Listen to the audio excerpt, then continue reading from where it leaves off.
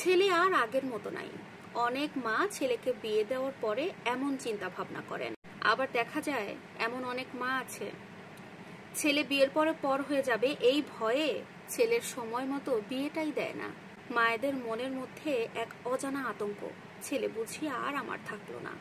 একজন মা হয়ে যখন এমন চিন্তা ভাবনা করেন তখন তার তো বুকটা একেবারে চিড়ে যাওয়ার কথা। ছেলে কিন্তু আগের মতো থাকবে না।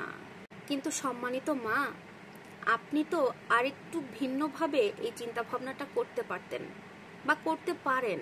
ছেলেকে বিয়ে দেওয়ার পরেও ছেলে আগের মতোই থাকবে, এটা একটা ভুল প্রত্যাশা হয়ে যায় না? ছেলে বিয়ের পরে কিভাবে আগের মতো থাকবে নিজের কাছে কি একটা বড় প্রশ্ন মনে হয় না?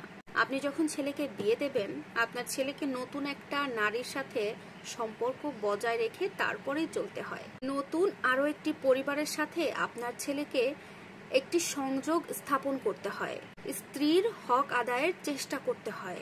পরিবারে যখন সন্তান আসে সেই পরিবারের অভিভাবকত্ব করতে হয় তাকে। আপনার ছেলেকে বিয়ে দেওয়ার পরে নতুন নতুন অনেকগুলো সম্পর্কের সাথে তাকে বোঝাপড়া করতে হয়। আপনি ভুল বুঝুন, আপনি কান্না করুন আর কষ্ট পান, আপনি যাই করুন, বাস্তবতা তো এটাই।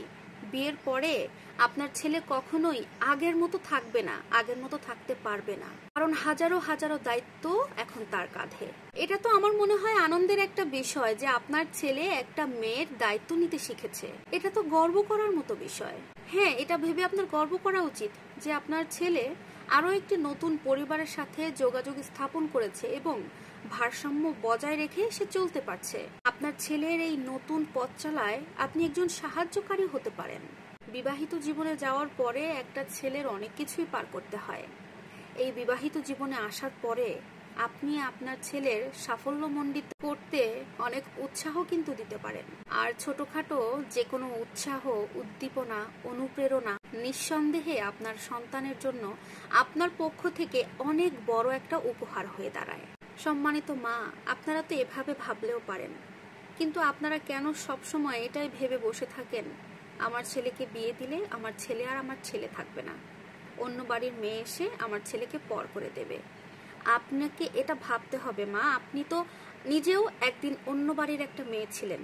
আপনি আপনার স্বামীর সাথে বিয়ে করে এই বাড়িতে এসেছেন, এখন আপনি এই বাড়ির বউ, এই বাড়ির কর্ত্রী।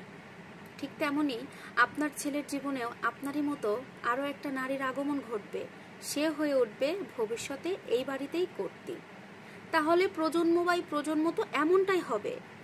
আপনার শাশুড়ি মেনে নিয়েছে, আপনাকে মেনে নিতে হবে, এবং আপনার যে বৌমা, আপনার বৌমার ছেলে হলে তাকেও মেনে নিতে হবে। এটাই আমাদের বাস্তব জীবন, এটা মানতে শিখতে হবে এবং সবাইকে ভালো থাকতে হবে। শুধু শুধু ভুল চিন্তা ভাবনা করে নিজেকে অশান্তিতে রাখবেন না এবং অসুস্থ বানাবেন না। আশা করছি ভিডিওটি সবার ভালো লাগবে। আল্লাহ হাফেজ।